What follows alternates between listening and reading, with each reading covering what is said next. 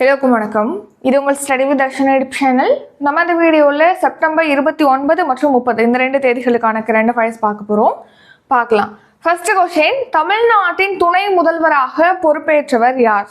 Answer Udhayanidhi Stalin. So பார்த்தீங்கன்னா இப்போ இளைஞர் நலன் மற்றும் விளையாட்டுத்துறை அமைச்சராக இருந்த உதயநிதி ஸ்டாலின் அவர்கள் தான் இப்போ நம்ம தமிழ்நாட்டுடைய துணை முதலமைச்சராக பொறுப்பேற்றிருக்காங்க. நம்ம தமிழ்நாட்டுடைய முதலமைச்சர் மு.க. ஸ்டாலின் தெரியும்.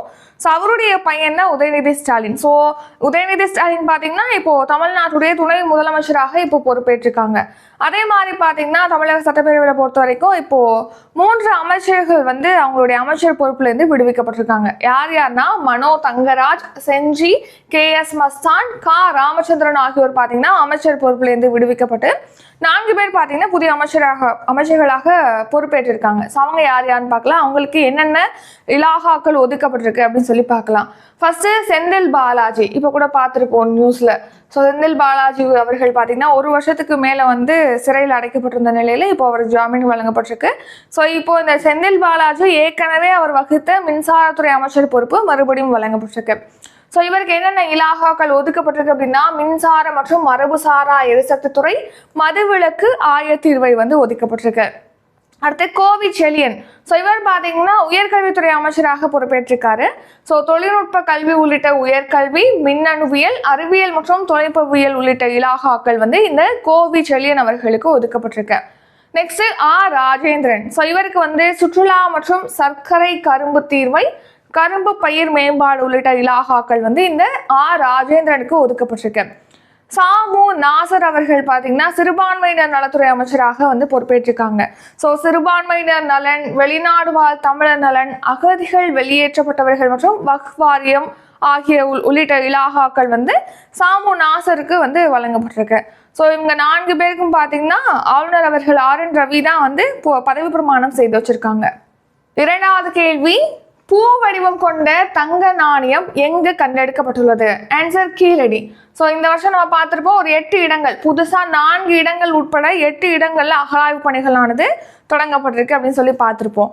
ஸோ இதில் பார்த்தீங்கன்னா கீழடி 1. கீழடி எங்கே இருக்குன்னா சிவகங்கையில் இருக்கு. இந்த கீழடியில் எத்தனையாவது கட்ட அகழாய்வு பணிகள் நடைபெறுது அப்படின்னா 10ஆம் கட்ட அகழாய்வு பணியானது நடைபெறுது. ஸோ கவனிங்க, இப்போ கீழடியில் பூ வடிவம் கொண்ட தங்க நாணயமானது கண்டெடுக்கப்பட்டிருக்கு. கீழடி சிவகங்கையில் இருக்க இங்கே 10ஆம் கட்ட அகழாய்வு பணி நடைபெறுது. இங்கே தான் இப்போ பூ வடிவம் கொண்ட தங்க நாணயமானது கண்டெடுக்கப்பட்டிருக்கு. ஸோ இந்த பூ வடிவம் கொண்ட தங்க நாணயம் அப்படிங்கிறது பார்த்தீங்கன்னா 17ஆம் நூற்றாண்டு சேர்ந்தது. ஸோ கிபி 17ஆம் நூற்றாண்டு சேர்ந்த தென்னிந்திய தங்க காசு அப்படின்னு சொல்லிட்டு இந்த தங்க நாணயமானது அழைக்கப்படுது. ஸோ இந்த நாணயத்தை பொறுத்த வரைக்கும் நாணயத்தில் 2 பக்கம் இருக்கும். அதில் ஒரு பக்கத்தில் பார்த்தீங்கன்னா 6 இதழ் கொண்ட பூ வடிவம் இருக்கு, 6 இதழ் கொண்ட பூ வடிவம் இருக்கு அப்படின்னு சொல்லி தெரிவிச்சிருக்காங்க. அடுத்த பக்கத்தில் பார்த்தீங்கன்னா கோடுகளால் அலங்கரிக்கப்பட்டிருக்கு இந்த தங்க நாணயத்தில் அப்படின்னு தெரிவிச்சிருக்காங்க. அடுத்து பார்த்தீங்கன்னா ரீசெண்டாக தான் இதே கீழடியில் தா அப்படிங்கிற தமிழ் எழுத்து பொறிக்கப்பட்ட பானை ஓடு கண்டெடுக்கப்பட்டிருக்கு அப்படின்னு சொல்லி நம்ம பார்த்துருப்போம். அடுத்து 3வது கேள்வி, தாதா சாஹேப் பால்கே விருது யாருக்கு அறிவிக்கப்பட்டுள்ளது? ஆன்சர் மிதுன் சக்கரவர்த்தி. ஸோ பார்த்தீங்கன்னா பாலிவுட் நடிகர் மிதுன் சக்கரவர்த்தி அவர்களுக்கு தான் இப்போ தாதா சாஹேப் பால்கே விருதானது அறிவிக்கப்பட்டிருக்கு. இந்த தாதா சாஹேப் பால்கே விருது அப்படிங்கிறது தான் திரைத்துறையில் வழங்கக்கூடிய உயரிய விருதாக கருதப்படுது. நம்ம தமிழ்நாட்டை பொறுத்த வரைக்கும், தமிழ்நாட்டில் நடிகர்கள் பொறுத்த வரைக்கும் பார்த்தீங்கன்னா சிவாஜி அவர்களுக்கு வழங்கப்பட்டிருக்கு. அடுத்து பார்த்தீங்கன்னா அதாவது ரஜினிகாந்த் அவர்களுக்கு வழங்கப்பட்டிருக்கு. இதெல்லாம் நம்ம ஏற்கனவே பார்த்துருப்போம். ஸோ பார்த்தீங்கன்னா இப்போ அதே அடுத்து 2022ஆம் ஆண்டுக்கான தாதா சாஹேப் பால்கே விருது பிரபல பாலிவுட் நடிகர் மிதுன் சக்கரவர்த்தி அவர்களுக்கு அறிவிக்கப்பட்டிருக்கு. இந்த விருது 70வது தேசிய திரைப்பட விழாவில் மிதுன் சக்கரவர்த்தி அவர்களுக்கு வழங்கப்படும் அப்படின்னு சொல்லி தெரிவிச்சிருக்காங்க. இந்த மிதுன் சக்கரவர்த்தி அவர்களை பற்றி பார்த்தோம்னா இவர் ஃபர்ஸ்ட் அறிமுகமான படத்திலே பார்த்தீங்கன்னா அவருக்கு தேசிய விருது வழங்கப்பட்டிருக்கு. அதாவது இவர் நடித்த சுவாமி விவேகானந்தா அப்படிங்கிற திரைப்படத்துக்காக சிறந்த துணை நடிகருக்கான தேசிய விருது மிதுன் சக்கரவர்த்திக்கு வழங்கப்பட்டிருக்கு. ஸோ மேலும் இவர் ராஜ்யசபா உறுப்பினராகவும் இருந்திருக்காங்க. நெக்ஸ்ட் பார்த்தீங்கன்னா தமிழ்நாட்டை பொறுத்த வரைக்கும் பார்த்தீங்கன்னா சிவாஜி, கே பாலச்சந்தர் மற்றும் ரஜினிகாந்த் உள்ளிட்டோருக்கு இந்த அதாவது தாதா சாஹேப் பால்கே விருது வழங்கப்பட்டிருக்கு. 2021 பார்த்தீங்கன்னா இந்த தாதா சாஹேப் பால்கே விருது வஹீதா ரஹ்மானுக்கு வழங்கப்பட்டது. பாலிவுட் நடிகை வஹீதா ரஹ்மான். அடுத்து ஆஷா பரேக் அவர்களுக்கு 2020ஆம் ஆண்டுக்கான தாதா சாஹேப் பால்கே விருது வழங்கப்பட்டது. நியூஸ் ஸோ இந்த வருஷத்துக்கான தேசிய ஃப்ளாரன்ஸ் நைட்டிங்கேல் விருது பார்த்தீங்கன்னா 15 செவிலியர்களுக்கு வந்து வழங்கப்பட்டிருக்கு. அடுத்து ஐநாவுடைய நிறுவனங்களுக்கு இடையேயான பணிக்குழு விருது பார்த்தீங்கன்னா இந்த வருஷத்துக்கான விருது ICMR அதாவது இந்திய மருத்துவ ஆராய்ச்சி கவுன்சிலுக்கு வழங்கப்பட்டிருக்கு. CII அதாவது இந்திய தொழில் கூட்டமைப்பு. ஸோ இந்த இந்திய தொழில் கூட்டமைப்புடைய சிறந்த ஆற்றல் திறன் அழகுக்கான விருது ICFக்கு வழங்கப்பட்டிருக்கு. இன்டெகிரல் கோச் ஃபேக்டரி அதாவது ஒருங்கிணைந்த ரயில் பெட்டி தொழிற்சாலை சென்னையில் இருக்கு இல்லையா, ICFக்கு வழங்கப்பட்டிருக்கு.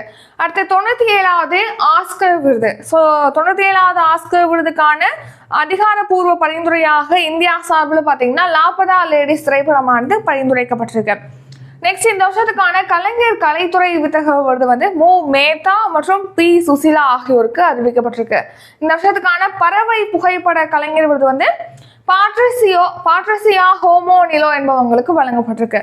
4வது கேள்வி, இந்தியாவில் இதய நோய்களால் ஆண்டுதோறும் எத்தனை கோடி பேர் உயிரிழக்கின்றனர்? ஆன்சர் ஆப்ஷன் டி 1.7 கோடி பேர். ஸோ இந்தியாவில் பார்த்தீங்கன்னா ஆண்டுதோறும் பார்த்தீங்கன்னா 1.7 கோடி பேர் வந்து இந்த மாதிரி இதய நோய்கள்னால இறக்குறாங்க அப்படின்னு சொல்லிட்டு WHO உலக சுகாதார அமைப்பு தெரிவிக்குது. ஸோ இதய நோய்கள்னால ஆண்டுதோறும் இந்தியாவில் 1.7 கோடி பேர் வந்து உயிரிழக்கிறாங்க. இது உலகளாவிய இறப்புகளோடு ஒப்பிடும்போது சுமார் 31% இருக்கு அப்படின்னு சொல்லி தெரிவிச்சிருக்காங்க. ஸோ இந்த இதய நோய்களை வந்து கட்டுப்படுத்துறதுக்காக, இதய பாதிப்பை வந்து கட்டுப்படுத்துறதுக்காக நம்ம தமிழ்நாட்டில் பார்த்தீங்கன்னா என்னென்ன முன்னெடுப்புகள்லாம் எடுக்கிறாங்க அப்படின்னு சொல்லிட்டு அடுத்து பார்க்கலாம். அதுக்கு முன்னாடி இந்த இதய நோய்கள் ஏற்படுவதற்கான முக்கியமான காரணிகள் என்ன அப்படின்னு பார்க்கும்போது உயர் ரத்த அழுத்தம், பிளட் ப்ரெஷர் வந்து ஹை பிளட் ப்ரெஷர் வந்து காரணமாக இருக்குது. அதே மாதிரி சர்க்கரை நோய் காரணமாக இருக்குது, உடற்பயிற்சி செய்யாமல் இருக்கிறது, அடுத்து பார்த்தீங்கன்னா சத்தான உணவு சாப்பிடாம இருக்கிறது, இந்த மாதிரியான காரணங்கள்லாம் முக்கியமான ஒரு காரணிகளாக இருக்குது இந்த இதய நோய்கள் ஏற்படுறதுக்கு. ஸோ மன அழுத்தம், புகைப்பிடித்தல், உயர் ரத்த அழுத்தம், சர்க்கரை நோய், முறையற்ற உணவு, உடற்பயிற்சியின்மை இதெல்லாம் தான் வந்து இதய நோய்களுக்கு முக்கியமான காரணிகளாக இருக்குது. ஸோ இந்த முக்கியமான காரணிகளை நம்ம வந்து தடுத்துட்டோம் அப்படின்னா அந்த இதய நோய் பாதிப்புகள்ங்கிறது குறைஞ்சிடும். ஸோ அதன்படி தமிழ்நாட்டில் இந்த காரணிகளை வந்து குறைக்கிறதுக்காக என்னென்ன முன்னெடுப்புகள் மேற்கொள்கிறாங்க அப்படிங்கிறத பார்க்கலாம். ஸோ ஃபஸ்ட்டு இந்த காரணிகள் பாருங்கள். உயர் ரத்த அழுத்தம், சர்க்கரை நோய் இருக்குது. ஸோ இதெல்லாம் என்னது? தொற்றாத நோய்கள். ஸோ தொற்றா நோய்களை கட்டுப்படுத்துறதுக்காக தமிழ்நாட்டில் என்ன திட்டம் செயல்படுத்துகிறாங்கன்னு நமக்கு தெரியும், மக்களை தேடி மருத்துவம் திட்டம். ஸோ இந்த மக்களை தேடி மருத்துவம் திட்டம் அப்படிங்கிறது 2021ஆம் ஆண்டு ஆகஸ்ட் மாதம் 5ஆம் தேதி தொடங்கப்பட்டது தான் மக்களை தேடி மருத்துவம் திட்டம். ஸோ அந்த திட்டத்தின் கீழ் பார்த்தீங்கன்னா இந்த மாதிரி நோயாளிகளுடைய இல்லங்களுக்கே சென்று அவங்களுக்கு பரிசோதனைகள் ஃபஸ்ட்டு டெஸ்ட் பண்ணுவாங்க. டெஸ்ட் பண்ணுறதுல அவங்களுக்கு உயர் ரத்த அழுத்தம் இருக்கா, சர்க்கரை நோய் இருக்கா அப்படிங்கிறத தெரிஞ்சுக்கிட்டு அதுக்கப்புறமா தொடர் சிகிச்சைகளானது அவங்களுக்கு இல்லங்களுக்கு சென்று வழங்கப்படுது. அதுக்கான மருந்துகளும் அவங்களுக்கு வழங்கப்படுது. ஸோ மக்களை தேடி மருத்துவம் திட்டத்தின் கீழ் தொற்றா நோய்கள் கட்டுப்படுத்தப்படுது. நெக்ஸ்ட் உடற்பயிற்சி இல்லாததும் காரணமாக இருக்குன்னு சொல்லியிருக்காங்க. ஸோ உடற்பயிற்சியின்மையை வந்து கட்டுப்படுத்துறதுக்காக, குறைக்கிறதுக்காக நடப்போம் நலம் பெறுவோம் அப்படிங்கிற திட்டமானது தமிழ்நாட்டில் வந்து செயல்படுத்தப்படுது. நெக்ஸ்ட் பார்த்தீங்கன்னா இந்த இதயத்தை பாதுகாக்கிறதுக்காக இதயம் காப்போம் அப்படிங்கிற திட்டமும் செயல்படுத்தப்படுது. ஸோ நம்ம பார்த்தது இப்போ மக்களை தேடி மருத்துவம் திட்டம் பார்த்துருப்போம். இது வந்து 2021ஆம் ஆண்டு ஆகஸ்ட் மாதம் 5ஆம் தேதி முதலமைச்சர் ஸ்டாலின் அவர்களால் தொடங்கப்பட்டது. ஸோ இந்த திட்டத்தின் கீழ் இந்த மாதம் செப்டம்பர் 22ஆம் தேதி நிலவரப்படி 1.94 கோடி பயனாளிகள் வந்து முதல் முறை பயன்பெற்றிருக்காங்க அப்படின்னு சொல்லி தெரிவிச்சிருக்காங்க. நெக்ஸ்ட் பார்த்தீங்கன்னா 4.15 கோடி பயனாளிகளுக்கு வந்து தொடர் சேவையானது வழங்கப்பட்டிருக்கு அப்படின்னு சொல்லி தெரிவிச்சிருக்காங்க. நெக்ஸ்ட் இதயம் காப்போம் திட்டம். ஸோ பார்த்தீங்கன்னா இப்போது திடீர்னு ஒருத்தவங்களுக்கு மாரடைப்பு ஏற்படுது அப்படின்னா ஃபர்ஸ்ட் 1 நாளுங்கிறது ரொம்ப முக்கியமானது. ஏன்னா இந்த ஃபர்ஸ்ட் 1 நாளுக்குள்ள அவங்கள வந்து பெரிய ஹாஸ்பிட்டலில் தான் வந்து மாரடைப்புக்கெலாம் வந்து சிகிச்சை அவைலபிளாக இருக்கும். ஸோ அப்போ அந்த டைமில் வந்து பெரிய ஹாஸ்பிட்டலுக்கு போக முடியாது. அதனால பக்கத்தில் இருக்கக்கூடிய ஆரம்ப சுகாதார நிலையங்களுக்கு அவங்கள அழைத்து கொண்டு போனாங்கன்னா அங்கே அவங்களுக்கு அதுக்கு ஃபஸ்ட்டு எய்டு மாதிரி இந்த மாரடைப்பு ஏற்பட்டவங்களுக்கு ஃபர்ஸ்ட் எய்டு மாதிரி பார்த்தீங்கன்னா ஒரு மருந்து, லோடிங் டோஸ் மருந்தானது வழங்கப்படுது. ஸோ அந்த மருந்து வந்து ஆரம்ப சுகாதார நிலையங்களில் இந்த திட்டத்தின் கீழ் வந்து மாரடைப்பு ஏற்பட்டவங்களுக்கு வழங்கப்படுது. அதுக்கப்புறமா பெரிய மருத்துவமனைகளுக்கு அவங்க அனுப்பப்பட்டு சீக்கிரமாக அவங்க மேக்ஸிமம் காப்பாற்றப்படுறாங்க இந்த முறை காரணமாக அப்படின்னு சொல்லி தெரிவிச்சிருக்காங்க. ஸோ இது 2023ஆம் ஆண்டு ஜூன் மாதம் இந்த இதயம் காப்போம் திட்டமானது தமிழ்நாட்டில் கூடிய அனைத்து துணை சுகாதார நிலையம் மற்றும் ஆரம்ப சுகாதார நிலையங்களில் வந்து தொடங்கப்பட்டது. ஸோ இந்த திட்டத்தின் கீழ் பார்த்தீங்கன்னா இது வரைக்கும் 10,474 பேர், அப்புறம் துணை சுகாதார நிலையத்தில் 613 பேர், ஆரம்ப சுகாதார நிலையங்களில் 10,474 பேரும், துணை சுகாதார நிலையத்தில் 613 பேரும் பயன்பெற்றிருக்காங்க அப்படின்னு சொல்லி தெரிவிச்சிருக்காங்க. நெக்ஸ்ட் நடப்போம் நலம் பெறுவோம் திட்டம். ஸோ இது 2023ஆம் ஆண்டு நவம்பர் மாதம் 4ஆம் தேதி தொடங்கப்பட்டதான் நடப்போம் நலம் பெறுவோம் திட்டம். இந்த திட்டத்தின் கீழ் பார்த்தீங்கன்னா நடக்கிறதுக்காக எல்லாரும் நடக்கிறதுக்கு ஒரு இடம் இருக்கும் இல்லையா, அதுக்காக அனைத்து மாவட்டங்களிலுமே 8 கிலோமீட்டருக்கு சுகாதார நடைபாதையானது அமைக்கப்பட்டிருக்கு. ஸோ அதில் வந்து முதியவர்கள் சிறுவர்கள் உள்ளிட்ட எல்லாருமே வந்து நடக்கலாம், வாக்கிங் போகலாம். ஸோ நெக்ஸ்ட் பார்த்தீங்கன்னா புகை பிடிக்கிறதும் காரணமாக இருக்குன்னு சொல்லி பார்த்தோம் இந்த இதய நோய்க்கு. ஸோ அதை கட்டுப்படுத்துறதுக்காக ஒவ்வொரு மாவட்டத்திலையும் நம்ம தமிழ்நாட்டில் கூடிய அனைத்து மாவட்டங்களிலுமே அரசு மருத்துவமனைகளில் புகையிலை கட்டுப்பாட்டு மையமானது அமைக்கப்பட்டிருக்கு. 5வது கேள்வி, இந்திய கடலோர காவல்படையின் கிழக்கு பிராந்திய தளபதியாக நியமிக்கப்பட்டவர் யார்? ஆன்சர் தத்விந்தர் சிங் சைனி. தத்விந்தர் சிங் சைனி அவர்கள் தான் இப்போ சென்னையை தலைமையிடமாக கொண்டு செயல்படக்கூடிய இந்திய கடலோர காவல்படையுடைய கிழக்கு பிராந்திய தளபதியாக நியமிக்கப்பட்டிருக்காங்க. ஸோ இந்திய கடலோர காவல்படையின் கிழக்கு பிராந்தியம் பார்த்தீங்கன்னா சென்னையை தலைமையிடமாக கொண்டு செயல்படுது. ஸோ அதோட தளபதியாக இப்போ தத்விந்தர் சிங் சைனி வந்து நியமிக்கப்பட்டிருக்காங்க. இதுக்கு முன்னாடி இந்த பொறுப்புல இருந்தவர் தான் டோனி மைக்கேல். ஸோ இந்த டோனி மைக்கேல் அவர்கள் பார்த்தீங்கன்னா இப்போ கூடுதல் தலைமை இயக்குநராக நியமிக்கப்பட்டிருக்காரு. ஸோ அதன்படி விசாகப்பட்டினத்தை தலைமையிடமாக கொண்டு செயல்படக்கூடிய வடகிழக்கு மண்டல கடலோர காவல்படை தளபதியாக இவர் வந்து இப்போ பொறுப்பேற்றிருக்காரு, இந்த டோனி மைக்கேல் என்பவர். அடுத்த 6வது கேள்வி, சிஎம் சத் திட்டம் எந்த மாநிலத்தில் தொடங்கப்பட்டுள்ளது? ஆன்சர் திரிபுரா. ஸோ சிஎம் சத் அப்படிங்கிற திட்டம் பார்த்தீங்கன்னா திரிபுரா மாநிலத்தில் தொடங்கப்பட்டிருக்கு. இந்த திட்டம் யாருக்கானது அப்படின்னா திறமை வாய்ந்த மாணவர்களுக்காக. ஸோ நல்லா படிக்கிறவங்க மாணவர்கள் இருப்பாங்களே, அவங்களுடைய உயர்கல்விக்கு உதவித்தொகை வழங்குவதற்காக தான் இந்த சிஎம் சத் அப்படிங்கிற திட்டமானது திரிபுராவில் தொடங்கப்பட்டிருக்கு. திறமையான மாணவர்களை ஆதரித்து அவங்களுக்கு உயர்கல்விக்கு நிதி உதவி அளிக்கணும் அப்படிங்கிற நோக்கத்தில் தான் இந்த திட்டம் தொடங்கப்பட்டது. ஸோ இந்த திட்டத்தின் கீழ் பார்த்தீங்கன்னா அந்த மாநிலத்தில் வந்து ஸ்டேட் போர்டு எக்ஸாம் நடத்துவாங்க, சென்ட்ரல் போர்டு எக்ஸாம் நடத்துவாங்க இல்லையா. ஸ்டேட் போர்டு எக்ஸாம்லேருந்து இப்போ நல்ல சிறந்த மதிப்பெண்கள் எடுக்கக்கூடிய முதல் 200 மாணவர்கள், அப்புறம் சென்ட்ரல் போர்டு நடத்தக்கூடிய எக்ஸாமில் முதல் 100 மாணவர்கள் தேர்ந்தெடுக்கப்பட்டு அவங்களுடைய உயர்கல்விக்கு மாதந்தோறும் 5000 ரூபாய் உதவித்தொகை வழங்கப்படும். 2 ஆண்டுகளுக்கு இந்த உதவித்தொகை வழங்கப்படும் அப்படின்னு சொல்லிட்டு தெரிவிச்சிருக்காங்க. ஸோ இந்த திட்டத்தை பார்த்தீங்கன்னா திரிபுரா மாநில முதலமைச்சர் மாணிக் சஹா அவர்கள் வந்து தொடங்கி வச்சிருக்காங்க. Next reason news.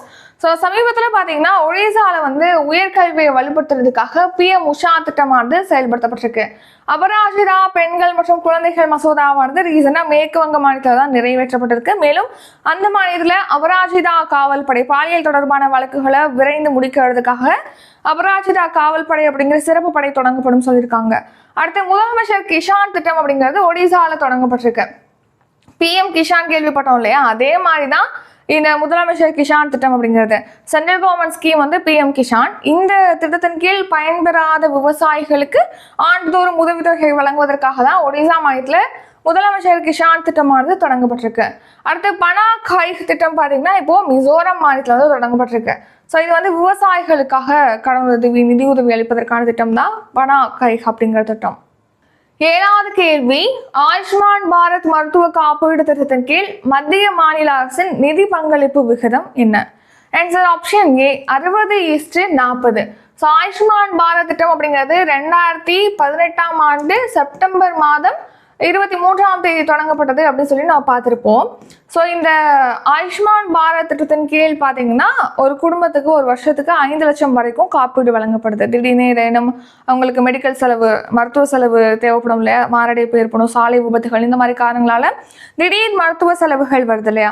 ஸோ அந்த டைம்ல எல்லார்ட்டுமே பணம் இருக்காது. ஸோ அதை வந்து குறைக்கணும் அப்படிங்கிற நோக்கத்துல தான் இந்த திட்டமானது இன்ட்ரடியூஸ் பண்ணாங்க 2018ஆம் ஆண்டுல. ஸோ இந்த திட்டத்தின் கீழ் பார்த்தீங்கன்னா ஒரு குடும்பத்துக்கு 5 லட்சம் வரைக்கும் காப்பீடு வழங்குறாங்க. அரசு மற்றும் தனியார் மருத்துவமனைகள் 5 லட்சம் வரைக்கும். ஸோ இதுக்கான நிதி ஒதுக்கீடை பொறுத்த வரைக்கும் மத்திய மாநில அரசுடைய நிதி பங்களிப்பின் கீழ் தான் இந்த திட்டமானது செயல்படுத்தப்படுது. ஸோ மொத்த செலவுல 60% வந்து மத்திய அரசு வழங்கும், 40% வந்து மாநில அரசு வழங்கும். ஸோ இதான் மத்திய மாநில அரசுகளுக்கு இடையிலான நிதி பங்களிப்பு விகிதம் இந்த திட்டத்தின் கீழ். ஆயுஷ்மான் பாரத் மருத்துவ காப்பீடு திட்டம்ங்கிறது 2018ஆம் ஆண்டு செப்டம்பர் 23ஆம் தேதி தொடங்கப்பட்டது. எங்கே அப்படின்னா ஜார்க்கண்ட் மாநிலத்தின் ராஞ்சியில தான் பிரதமர் நரேந்திர மோடி அவர்கள் தொடங்கி வச்சிருக்காங்க. இந்த திட்டம் பார்த்தீங்கன்னா மத்திய சுகாதார மற்றும் குடும்ப நல அமைச்சகத்தின் கீழ் செயல்படுத்தப்பட்டு வருது. ஸோ இதுதான் உலகிலே வந்து மிகப்பெரிய சுகாதார திட்டம். ஸோ இந்த அளவுக்கு மிகப்பெரிய செலவுல அதாவது எல்லாரும் பயன்பெறும் வகையில் இந்த திட்டம் வேற எந்த நாடுகளையும் செயல்படுத்தப்பட கிடையாது. உலகின் மிகப்பெரிய அரசு சுகாதார திட்டம்ங்கிறது இந்த ஆயுஷ்மான் பாரத் மருத்துவ காப்பீடு திட்டம் தான். ஸோ இந்த திட்டத்துக்கான நிதி பங்களிப்பு அப்படிங்கிறது மத்திய மாநில அரசுகளுக்கிடையே வந்து விகிதம் எவ்வளவா இருக்குன்னா 60:40. 60% வந்து மத்திய அரசு, 40% பங்களிப்பு வந்து மாநில அரசு அளிக்குது. இதுவே வடகிழக்கு மாநிலங்களா இருக்கு அப்படின்னா அதுல 90% மத்திய அரசு தான் நிதியில வந்து பங்களிப்பு அளிக்குது. 10% நிதியை தான் மாநில அரசு வந்து வழங்குது. முக்கியமா பாத்தீங்கன்னா ஜம்மு அண்ட் காஷ்மீர், இமாச்சல பிரதேசம், உத்தரகாண்ட் ஆகிய மாநிலங்கள்ல 100% நிதியுமே மத்திய அரசு தான் வழங்குது. ஸோ இந்த ஆயுஷ்மான் பாரத் திட்டம் அப்படிங்கிறது முக்கியமா எதுக்கு அப்புறமா செயல்படுத்தப்பட்டது, இதோட அடிப்படை காரணம் என்ன அப்படின்னா தேசிய ஆரோக்கிய கொள்கை 2017 உள்ள அம்சங்களை செயல்படுத்தும் வகையில தான் இந்த ஆயுஷ்மான் பாரத் மருத்துவ காப்பீடு திட்டமானது தொடங்கப்பட்டது. ஸோ அடுத்து பார்த்தீங்கன்னா இப்போ எதுக்காக ஆயுஷ்மான் பாரத் ஸ்கீம் பற்றி பார்க்குறோம்னா ரீசெண்டாகவே பார்த்துருப்போம். 70 வயதுக்கு மேற்பட்ட முதியோர்களுக்கு வந்து இலவசமாக இந்த ஆயுஷ்மான் பாரத் காப்பீடு திட்டத்தின் கீழ் காப்பீடு அளிக்கப்பட இருக்கு அப்படின்னு சொல்லிட்டு நம்ம ரீசெண்டாக கூட மத்திய அமைச்சரவை ஒப்புதல் அளிச்சிருக்கு அப்படின்னு சொல்லி பார்த்துருப்போம். ஸோ அதுக்கு மத்திய மாநில அரசுகள் வந்து 70 வயதுக்கு மேற்பட்டவங்களை காப்பீடு திட்டத்தின் கீழ் இணைவதற்கு விழிப்புணர்வு ஏற்படுத்துறோம் அப்படின்னு சொல்லிட்டு மத்திய அரசு கேட்டுக்கொண்டிருக்கு. ஸோ அதனால தான் நம்ம பார்க்குறோம். ஸோ அதில் முக்கியமாக பார்த்தீங்கன்னா இப்போ குடும்ப வருமானம் இவ்வளோ இருந்தால் தான் இந்த காப்பீடு திட்டத்தின் கீழ் பலன் பெற முடியும் அப்படின்னு சொல்லிட்டு இருக்கு. ஆனால் 70 வயதுக்கு மேற்பட்டவங்களுக்கு பார்த்தீங்கன்னா அந்த மாதிரியான ஒரு வரம்பு கிடையாது. சமூக மற்றும் பொருளாதார நிலைகளை கணக்கில் எடுத்துக்கொள்ளாமல் அவங்க எவ்வளோ வேணா வருமானம் இருக்கலாம். ஸோ அவங்க வந்து யாராக இருந்தாலும் 70 வயதுக்கு மேற்பட்ட யாராக இருந்தாலுமே இந்த திட்டத்தின் கீழ் வந்து பயன்பெற முடியும், காப்பீடு பெற முடியும்னு சொல்லிட்டு தெரிவிச்சிருக்காங்க. நெக்ஸ்ட் ரீசன்ட் நியூஸ் விஸ்வகர்மா திட்டம். இது வந்து 2023ஆம் ஆண்டு செப்டம்பர் மாதம் 17ஆம் தேதி தொடங்கப்பட்டது. விஸ்வகர்மா அப்படிங்கிறது ஒரு 18 வகையான பாரம்பரிய கைவினை தொழிலை செய்யறவங்களுக்கு கடன் உதவி, நிதி உதவி, அவங்களுடைய தொழில் குறித்த பயிற்சி அளிக்கிறதுக்காக தான் இந்த திட்டம் தொடங்கப்பட்டது. நெக்ஸ்ட் சூரிய இல்லம் திட்டம். இது வந்து 2024ஆம் ஆண்டு பிப்ரவரி 13ஆம் தேதி தொடங்கப்பட்டது. நம்ம நாட்டில் 1 கோடி வீடுகளில் சோலார் பேனல்ஸ், சூரிய மின் தகடுகள் அமைச்சு அதன் மூலமா மின்சாரம் தயாரிப்பதை நோக்கமாக கொண்டுதான் இந்த சூரிய இல்லம் திட்டமானது இந்த வருஷம் பிப்ரவரி 13ஆம் தேதி தொடங்கப்பட்டிருக்கு. அடுத்த முத்ரா திட்டம். இது வந்து சிறிய குறு நடுத்தர தொழில் நிறுவனங்களுக்கு கடன் உதவி அளிப்பதற்காக தொடங்கப்பட்டது. 2015ஆம் ஆண்டு ஏப்ரல் 8ஆம் தேதி தொடங்கப்பட்டிருக்கு. ஸோ இந்த திட்டத்தின் கீழ் பார்த்தீங்கன்னா கடன் உச்சவரம்பு இவ்வளோ வரைக்கும் கடன் வழங்கலாம் அப்படின்னு சொல்லிட்டு சொல்லுவோம் இல்லையா, கடன் உச்சவரம்பு 20 லட்சமாக நிர்ணயிக்கப்பட்டிருக்கு. நெக்ஸ்ட் அம்ருத் சரோவர் திட்டம். ஸோ நம்ம நாட்டில் இருக்கக்கூடிய ஒவ்வொரு மாவட்டத்திலுமே 75 நீர்நிலைகளை மேம்படுத்தி புனரமைக்கணும் அப்படிங்கிற நோக்கத்தில் தான் அம்ருத் சரோவர் திட்டம் 2022ஆம் ஆண்டு ஏப்ரல் 24ஆம் தேதி தொடங்கப்பட்டது. லட்சாதிபதி சகோதரி திட்டம். ஸோ அதாவது நம்ம நாட்டில் மகளிர் சுய உதவி குழுக்களை சேர்ந்த 3 கோடி பேர், அதாவது 1 லட்சம் வரைக்கும் இப்போ இலக்கு நிர்ணயிச்சிருக்காங்க 3 கோடி லட்சாதிபதி பெண்களை வந்து உருவாக்கணும் அப்படின்னு சொல்லிட்டு. ஸோ சுய உதவி குழுக்களை சேர்ந்த பெண்களை வந்து லட்சாதிபதியாக மாற்றணும். ஒரு வருஷத்துக்கு 1 லட்சத்துக்கு மேல அவங்களுடைய வருமானம் ஈட்டும் வகையில அவங்களுடைய நிலையை மாற்றணும் அப்படிங்கிற நோக்கத்தில் தான் லட்சாதிபதி சகோதரி திட்டம் 2023 டிசம்பர் 23ஆம் தேதி தொடங்கப்பட்டிருக்கு. நெக்ஸ்ட் 8வது கேள்வி, மனதின் குரல் நிகழ்ச்சி எந்த ஆண்டு தொடங்கப்பட்டது? ஆன்சர் 2014ஆம் ஆண்டு. ஸோ 2014ஆம் ஆண்டு அக்டோபர் மாதம் 3ஆம் தேதி தான் மனதின் குரல் அப்படிங்கிற நிகழ்ச்சியானது தொடங்கப்பட்டது. மன் கி பாத் அப்படின்னு சொல்லிட்டு ஹிந்தியில் சொல்லுவோம். ஸோ அதாவது ஒவ்வொரு மாதமும் பார்த்தீங்கன்னா கடைசி ஞாயிற்றுக்கிழமையில இந்த மனதின் குரல் அப்படிங்கிற வானொலி நிகழ்ச்சியில் பிரதமர் மோடி அவர்கள் வந்து உரையாற்றிட்டு வராங்க. ஸோ இது வந்து எப்போ தொடங்கப்பட்டது இந்த நிகழ்ச்சி அப்படின்னா 2014ஆம் ஆண்டு அக்டோபர் 3ஆம் தேதி விஜயதசமி அன்று தான் தொடங்கப்பட்டது. இப்போ இந்த வருஷம் அக்டோபர் 3ஆம் தேதி வந்துச்சு அப்படின்னா இந்த மனதின் குரல் நிகழ்ச்சி தொடங்கப்பட்டு 10 ஆண்டுகள் வந்து நிறைவாகுது. ஸோ இந்த நிகழ்ச்சி பார்த்தீங்கன்னா 22 இந்திய மொழிகள், 12 வெளிநாட்டு மொழிகளில் ஒளிபரப்பப்படுது. ஸோ இந்த மனதின் குரல் நிகழ்ச்சியில் இப்போ பிரதமர் மோடி அவர்கள் உரையாற்றிருக்காங்க. அதில் என்னென்ன முக்கியமான விஷயங்கள் சொல்லியிருக்காங்கன்னா, இப்போ மழைக்காலம் வந்திருக்கு. ஸோ அதனால் இப்போ கனமழை அதிகமாக பெய்துட்டு வர்றதுனால மழை நீரை சேமிப்போம் அப்படிங்கிற இயக்கமானது தொடங்கப்பட்டிருக்குன்னு சொல்லியிருக்காங்க. நெக்ஸ்ட் தூய்மை இந்தியா இயக்கமானது 2014ஆம் ஆண்டு அக்டோபர் 2ஆம் தேதி தொடங்கப்பட்டது. ஸோ இந்த திட்டத்தின் கீழ் பார்த்தீங்கன்னா கிராமப்புறத்தில் பார்த்தீங்கன்னா அனைத்து வீடுகளிலுமே கழிவறை வசதி, அப்புறம் திடக்கழிவு மேலாண்மை உள்ளிட்ட செயல்களானது மேற்கொள்ளப்படுது. அடுத்து இந்த திட்டம் தொடங்கப்பட்டது இப்போ அக்டோபர் 2ஆம் தேதி வந்துச்சுன்னா 10 ஆண்டுகள் நிறைவாகுது. 9வது கேள்வி, 2024ஆம் ஆண்டிற்கான சிறந்த சுற்றுலா கிராமங்களாக எத்தனை கிராமங்கள் தேர்வு செய்யப்பட்டுள்ளது? ஆன்சர் 36 கிராமங்கள். ஸோ பார்த்தீங்கன்னா இப்போ சிறந்த சுற்றுலா கிராமங்களாக இந்த வருஷம் வந்து 36 கிராமங்கள் வந்து 8 பிரிவுகளில் வந்து தேர்வாயிருக்கு. ஸோ இப்போ கவனிங்க, மத்திய அரசு பார்த்தீங்கன்னா இந்த வருஷத்துடைய முதல் அரையாண்டு, அதாவது ஜனவரிலேருந்து ஜூன் வரையில பார்த்தீங்கன்னா நம்ம இந்தியாவுக்கு எத்தனை பேர் வந்து சுற்றுலாவுக்கு வந்திருக்காங்க அப்படின்னா 47.8 லட்சம் வெளிநாட்டு சுற்றுலா பயணிகள் வந்து இந்த முதல் அரையாண்டில் வந்து வந்திருக்காங்க இந்த ஆண்டு அப்படின்னு சொல்லி தெரிவிச்சிருக்காங்க. இதில் அதிகமான பேர் வந்து அமெரிக்கா, வங்கதேச நாட்டை சேர்ந்தவங்க தான் அதிக பேர் வந்து சுற்றுலாவுக்காக நம்ம நாட்டுக்கு வந்திருக்காங்க அப்படின்னு தெரிவிச்சிருக்காங்க. மேலும் பார்த்தீங்கன்னா இந்த வருஷம் வந்து சிறந்த சுற்றுலா கிராமங்களுக்கான பரிசு பார்த்தீங்கன்னா 36 கிராமங்கள் தேர்வு செய்யப்பட்டிருக்கு 8 பிரிவுகளில்.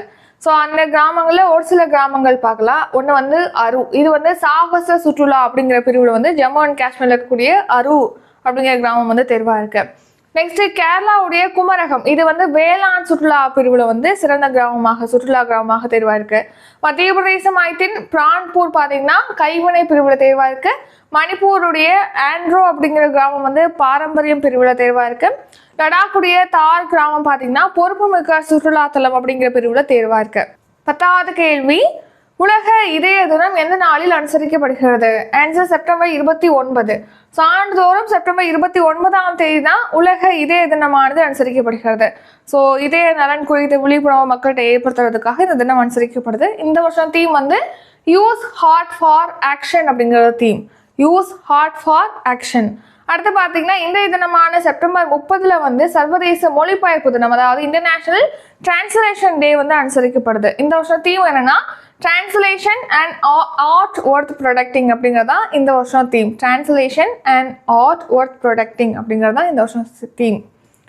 நெக்ஸ்ட் வந்து ஷார்ட் நியூஸ் பார்க்கலாம். ஸோ லெபனானில் பார்த்தீங்கன்னா இஸ்ரேல் வந்து வான்வழி தாக்குதல் நடத்திட்டு வருது அப்படின்னு சொல்லி நம்ம பார்த்துருப்போம். இந்த வான்வழி தாக்குதலில் பார்த்தீங்கன்னா லெபனான் நாட்டின் ஹிஸ்புல்லா அமைப்பை தோற்றுவித்தவருமான அந்த அமைப்புடைய தலைவரான ஹசன் நஸ்ரல்லா வந்து உயிரிழந்திருக்காங்க. அடுத்து இந்திய கிரிக்கெட் கட்டுப்பாட்டு வாரியம் பார்த்தீங்கன்னா இப்போ பெங்களூரில் புதிய தேசிய பயிற்சி அகாதமியை வந்து தொடங்கியிருக்கு. அடுத்து அகில இந்திய 95வது MCC முருகப்பா தங்கக்கோப்பை ஹாக்கி போட்டியானது சென்னை எழும்பூர் மேயர் ராதாகிருஷ்ணன் மைதானத்தில் நடத்தப்பட்டிருக்கு. ஸோ இந்த போட்டியில் ரயில்வே விளையாட்டு வாரிய அணி வந்து சாம்பியனாக இருக்கு. நெக்ஸ்ட் வந்து ரிவிஷன் பார்க்கலாம். ரிவிஷன் பார்க்கறதுக்கு முன்னாடி நம்ம சேனலில் பார்த்தீங்கன்னா ஒவ்வொரு மந்த்துக்கும் monthly current affairs PDF provide பண்ணுறோம்.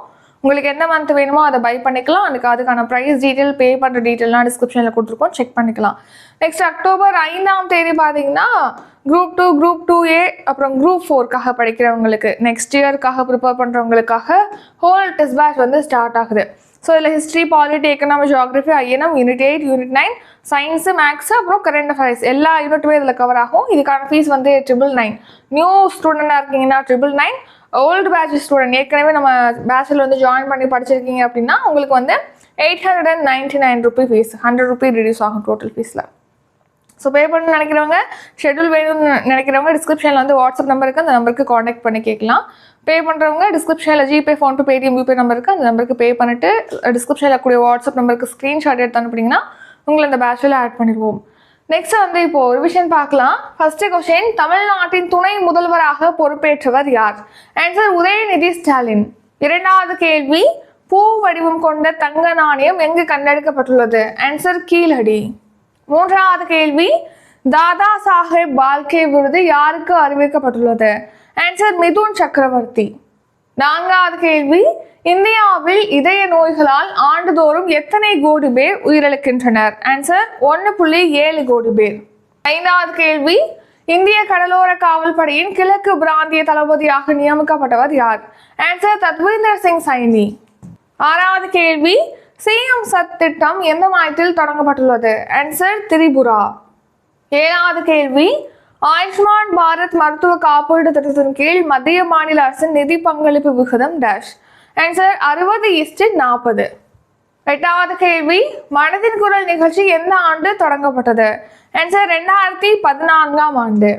9வது கேள்வி, 2024ஆம் ஆண்டிற்கான சிறந்த சுற்றுலா கிராமங்களாக எத்தனை கிராமங்கள் தேர்வு செய்யப்பட்டுள்ளது? ஆன்சர் 36 கிராமங்கள். 10வது கேள்வி, உலக இதய தினம் எந்த நாளில் அனுசரிக்கப்படுகிறது? ஆன்சர் செப்டம்பர் 29ஆம் தேதி. இத்துடன் இன்றைக்கான கரண்ட் அஃபேர்ஸ் வீடியோ நிறைவடைகிறது. இந்த வீடியோ உங்களுக்கு பிடிச்சிருந்தா லைக் பண்ணுங்க, ஷேர் பண்ணுங்க. நம்ம சேனலை நீங்க இன்னும் சப்ஸ்கிரைப் பண்ணலன்னா மறக்காம சப்ஸ்கிரைப் பண்ணிக்கோங்க. நன்றி, வணக்கம்.